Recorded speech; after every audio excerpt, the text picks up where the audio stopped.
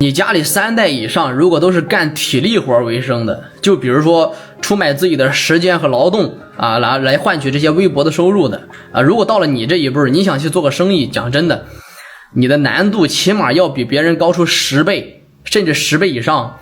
这个10倍，它不是说你的能力不行，也不是说你没有头脑，更不是说你不适合做生意，就是从根儿上你缺点东西。啊，什么意思啊？就是这个东西它跟思维上是有关系的，跟其他的没有任何的关系啊。我举个例子哈，哪怕你的父母他就是个摆地摊的、卖早餐的、干杂货铺的，甚至他是推着这个小车卖烤地瓜的，他从小他这个思维你就得承认，他跟别人就是不一样啊。他们的孩子如果说他们的后辈想要去做个生意，那么他上手或者说成功概率就比你大个3倍到5倍啊，一定是这样的。啊，这一辈他可能没有大富大贵，但到下一辈他改命的概率就会大了很多啊。有一句话，老话怎么说？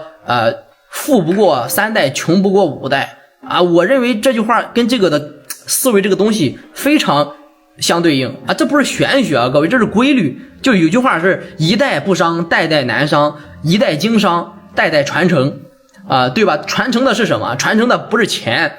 传承的是脑子里边的那个东西，就是缺的那个东西。就比如说你的爸妈现在是上班的，是打工的，是在工厂用体力啊去来换取这个生活基本的费用的和报酬的，那他们这辈子最深刻的体会是什么？你想过没有？那稳定2个字，稳定困住了他的一生，也困住了你的一生。就是每个月我到点到月底或者到月初，哎，我那点工资给我到工资卡上了，哎，我那个保险5险1金啪一打，对吧？对他们来说呢，就是我不用为了任何就是操心的明天我有没有活干，我有没有钱拿，我有没有班上，不用。那么这套逻辑已经在他们脑子里刻了一辈子了啊，一辈子都是这个事儿。所以说他们能够教你的东西一定是什么？一定是他们知道的这个东西。学门手艺啊，进个厂考个编啊，学个什么修车，学个技术，找一个像样稳定的工作，养家糊口，结婚生子啊，能养家糊口吗？能，没问题，对吧？有问题吗？确实没有问题，但是确实能够养家糊口，能够养活一家人，这个怪他们，那么这个不怪他们，就他们的这个认知是用他们这个精力去喂养出来的。各位应该能听懂啊，就他们没有见过别的活法，他们这一辈人里边只有这一辈人活的是最好的，用这个方法。所以说你让他们怎么去教你别的，他对吧？他自己都不信，他怎么教你？那问题来了，那如果当有一天你想去创业了，哎，有了创业的想法，跟他们说我要去创业，我要去闯一闯，那么你跟他开口，你会得到什么？各位，你会得到的是全盘的否定，全部的否定。你有钱吗？你有本钱吗？亏了怎么办？你有人脉吗？你懂得怎么去做生意吗？你懂得怎么去经营吗？你凭什么觉得你能行呢？你亏了，我可不给你兜底，我没有钱。就在他们的这个世界里，就是你的想法就是不切实际的幻想啊，就这样的。就不管怎么讲，他们就给你传输，你趁早放弃，老老实实进个厂上个班，别瞎折腾。对吧？如果说在这种情况下你还能够坚守自己的初心和本心，你说我就要创业，我就要去试一试。如果说你要是失败了，我跟你讲，你这一辈子抬不起头来。为什么？哪怕你失败一次，你就成了他们眼中天大的笑话，亲父母也是一样的啊！你看我早说了吧，你不行，你偏不信，现在好了吧？这就是啊，对吧？一次的成功努力，一次的努力换来一辈子的嘲讽，这就是长期依赖于确定性收入的家庭里边对这个不确定性的本能的一个反应，就是这样的。这是一个什么机制呢？叫做自我保护机制，把自己围得严严实实的保护起来。他们不是不爱你啊，他们是爱你的，是他们真的怕什么？怕你摔了，怕你哭了，怕你输了，怕你过得比他们还差。对吧？但是他们不知道的是，这种保护恰恰就是把你自己那个带有羽毛的翅膀给你拔了毛，光秃秃的飞不起来，甚至把你那个翅膀都给你折掉了。然后呢，对吧？你就没办法去做任何的生意了。你再看看那些做过生意的家庭，各位，就哪怕他的父母是一个摆过地摊的，那他们的认知就完全不同。你可以对比一下，他们从小被灌输的就是一个道理，灌输的是什么？就是打工打到最后就是打工到最后就是一场空啊！你给别人干你干得再好，你干得再出色，你干得太漂亮，饭碗永远在别人的手里，不会掌握在你自己手里。你今天能够挣1万，明天可能就会拍拍屁股走人到了35岁，对吧？大部分人都逃离不出这个被诱惑年轻的时候哪怕你干得再好，干得再漂亮，老板再赏识你，对吧？也不如就是哪怕睡地板也要当老板，因为只有自己手里攥在自己手里的那才叫活路，对吧？那才叫真正的活路那他们对创业的理解是什么？就是失败是常态，起步难是正常，遇到了瓶颈是正常，亏了坚持去做，找到自己失败的原因，坚持做着做着你就会越来越上手。失败不是笑话，不是把柄，是你人生当中的经验。你今天在这儿，比如说我啪摔了个跟头，我前面有个坑，我踩了一脚，我摔进去了，就是为了明天你能够爬起来之后站在你想要的那个舞台上，爬上你想要的那个台阶。你跟他们说，对吧？我想要去做生意，那做过生意的父母他从来不跟你讲别的，他会问你，他不会问你有没有多少钱呢你不会问你有没有人脉有没有资源，你会不会他们只会问你打算干什么呀你打算怎么做你需要我们帮什么忙，我能够有什么帮助你的。你遇到困难了，他们也不会站在背后说你的风凉话，说你我说你当初你不行你就不行，他不会这样，他会跟你一起去想办法解决困难，遇到问题解决困难，倒逼着自己成长。如果说你失败了，他们更不会事后诸葛亮，他们会说没事，大不了再来嘛。为什么？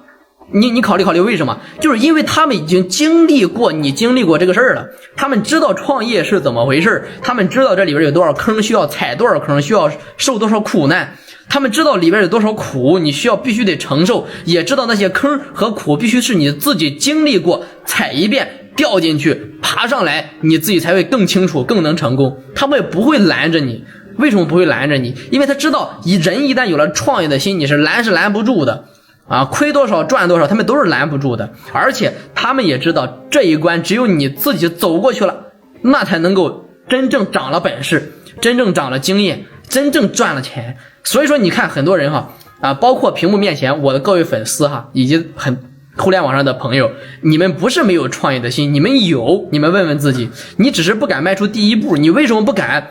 是因为你身边没有指路人，没有准确的方向。你问父母，父母说不行，你问亲戚，亲戚生怕你比他过得好，所以说太冒险了，不行。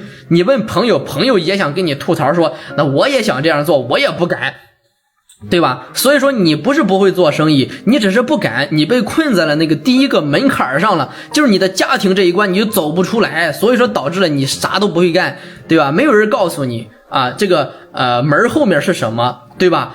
你不知道推开创业的大门之后是悬崖还是大路通罗马你怕了，在他们的语言当中你怕了，你退了，你被他们打击的退了，你告诉自己算了吧，我还是上个班吧，稳定一点吧。这不是你的错，各位，真的，我是从头到尾经历过来的，这不是你的错，是你背后的那个系统是没有给你足够的支撑的信息和你把握的时机以及确定性的机会，这才是最大的错误。你是在用你自己一个人的力量去对抗你整个家族几代人的这种认知的惯性，你想要觉醒，他们会把你压下来，你永远起不来你自己对抗很困难的，这个太难了。